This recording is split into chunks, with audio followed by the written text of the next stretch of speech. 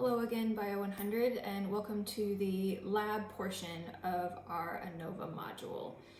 In the lab portion this week, we have two main things we're doing. The first thing we're doing is taking a quiz based on previous material. So just like we've been doing in the past couple weeks, we've been taking a short quiz in the lab portion that's focused on material from previous weeks to help you make sure you are able to retain that information and continue to use it even though it's topics we covered last week.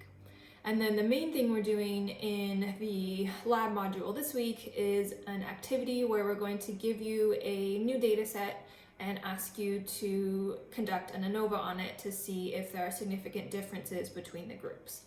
The particular data set that we're working with is a data set of fish eggs that was collected from the Scripps Institution of Oceanography Pier in La Jolla, California. This data set was generously provided to us by my friend, Dr. Alice Harada. We were in the same lab in grad school at the same time. And that was actually the first undergraduate research that I ever did in this same lab, was looking at fish eggs. So with this particular data set, what we're going to be doing is looking at the numbers of different fish eggs that were collected off of the Scripps Pier during different seasons.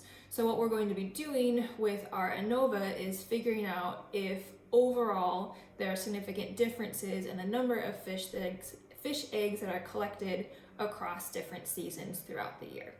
So there's also a video embedded for you in the lab activity instructions to give you a bit more background so you understand really what this data is and what we're looking at. But this is just a brief overview for you. Like I mentioned for the overview for this module as a whole, we will be using Excel to conduct this ANOVA. However, if you do really like R, you liked working with it in previous weeks and you want to keep practicing with it, I do have some code for how you can run an ANOVA in R. So if you want to keep using R instead, you can reach out to me and I can send you the code that I have, and you can continue to work in R and conduct the ANOVA in R as well. So that's an option. Overall, we're, as a baseline, working with Excel.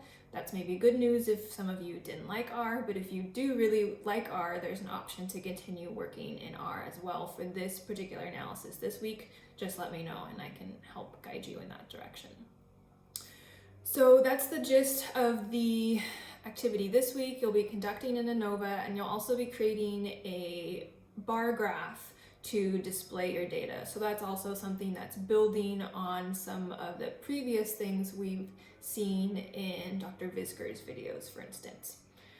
So go ahead, click through the module, ask me or Maddie if you have questions, and this is a new data set. Hopefully it's kind of exciting for you. Of course, I'm biased because I'm a marine biologist, but this is a cool data set and I can give you later the publication that's associated with this data set too, if you're curious. Okay, hope you're all doing well, and I will see you later.